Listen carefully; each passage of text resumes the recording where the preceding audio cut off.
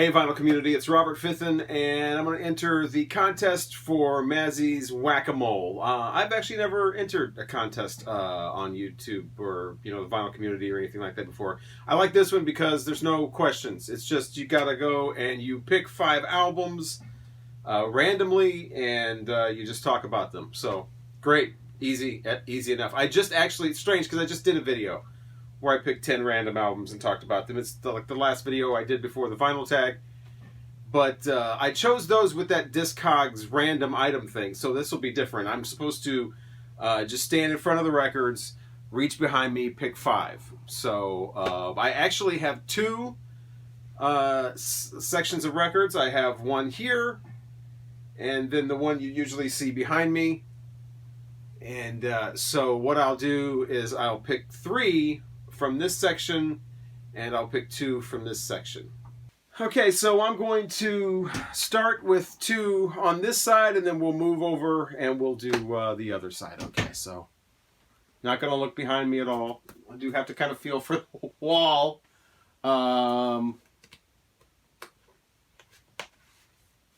Okay, there's that one. Not looking to see what it is. And let's get down here.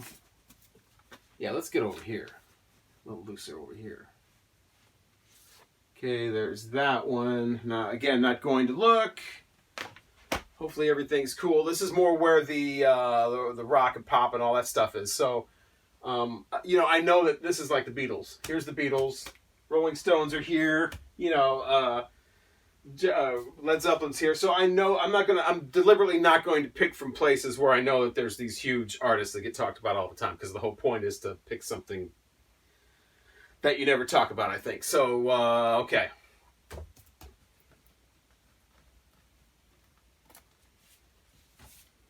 Okay, so there's one. Well, this is real loose here. There's one, feels glossy. Feels like it's from the 80s, probably. Oh, I'm turned around. What am I doing? I don't know. Let me get down to the floor here. Yeah, there's another roll down here. This is really tight, too. Okay. There's that one. So I'm going to put these over here. And we're going to go right back where we were.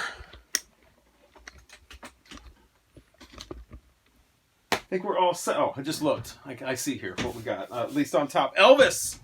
He is the king of rock and roll. This is Guitar Man. This came out in 1981. RCA, it's the usual dog label.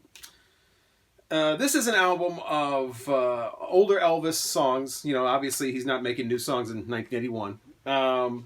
Where they put his vocal with new instrumentation. So Jerry Reed plays on a lot of these. There's a couple of songs in here. Guitar Man and I believe Love in Arms were released as singles, became hits. But yeah, not too bad of an album. It's mixes that you really won't find anywhere else. And like I said, a couple of more hits.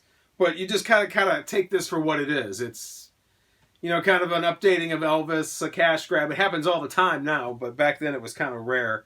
But anything to make a new Elvis album. I mean, if you know anything about Elvis Presley's discography, you know that RCA was notorious for just doing whatever to get some Elvis product out. I mean, he had the whole album where he's just talking, bits of him talking. Saturday Night Live did a comedy bit about a Bruce Springsteen album like that. There's a real Elvis album like that, where it's just snippets of between the songs him talking to the audience. So, anything for... This isn't half bad, though, but that's what it is. It's not really legitimate. Daryl Hall. 3 Hearts and a Happy Ending Machine. I remember Dreamtime was the single off of this, but great idea for some artwork. Let's use the same... Oh, I guess that's not the same picture, but... another RCA dog.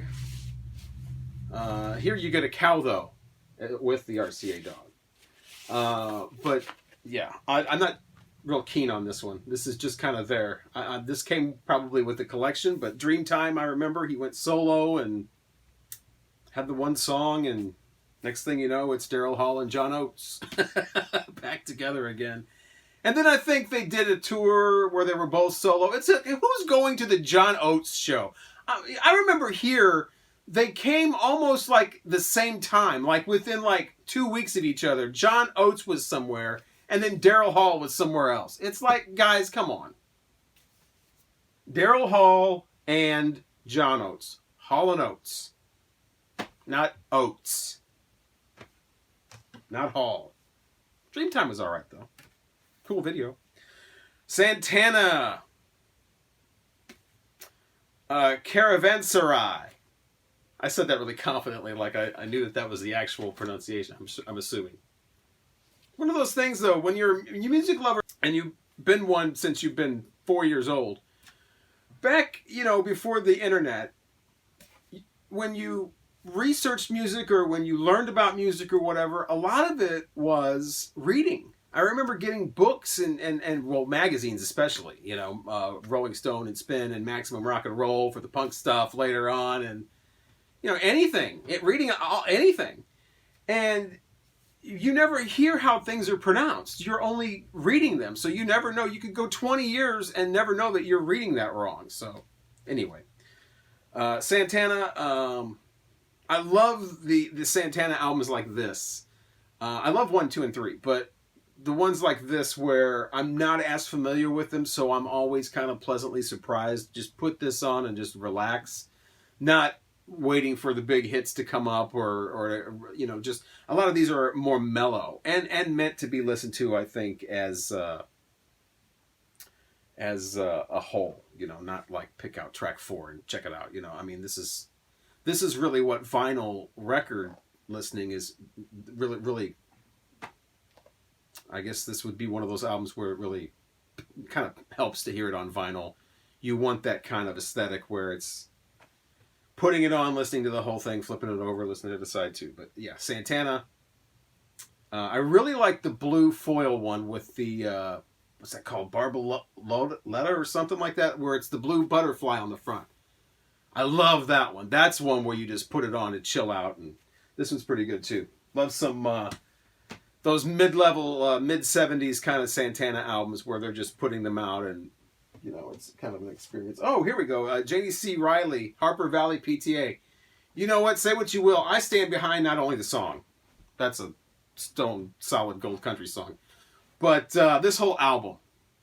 If you like... and Jeannie C. Riley's career, pretty much. I stand by this. I love this album. If you like... kitschy, kind of cheesy, melodramatic, I think would be a great word to go with her. Jeannie C. Riley, and this would be the album to start with. Not only do you get Harper Valley PTA, but if you know that song, it's a song with characters all throughout it. All these different characters. Each of the characters in that song have their own song in here. You get to hear more about Sippin' Shirley Thompson and Mr. Harper and Widow Jones. And there's also other songs on here, but they're all just, she sings with this southern, unapologetic, I'm the down home girl right out of the poorest region of whatever city, state I'm in. I mean, this is just, I love this. I'm actually glad I picked this out.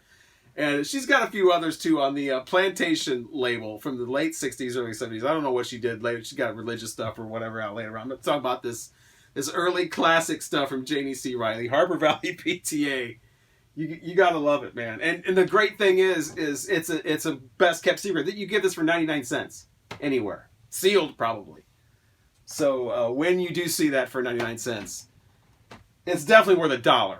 I'll say that. Definitely worth $1. Okay, here's number 5. This is History of British Rock. Not a lot gets said about compilations on here. But back when, if you didn't want to stack up a bunch of 45s or go clunking down on a record changer or whatever, this was a great way to hear a bunch of one-hit wonders, two-hit wonders, whatever. People known for just the singles. I mean, I love some old compilations, like this one especially. Do Wah Diddy, Have I the Right from the Honeycombs, Jerry and the Pacemakers are on here. The Hollies are on here. Even Rod Stewart, Maggie May is like the new song on here, like the newest one.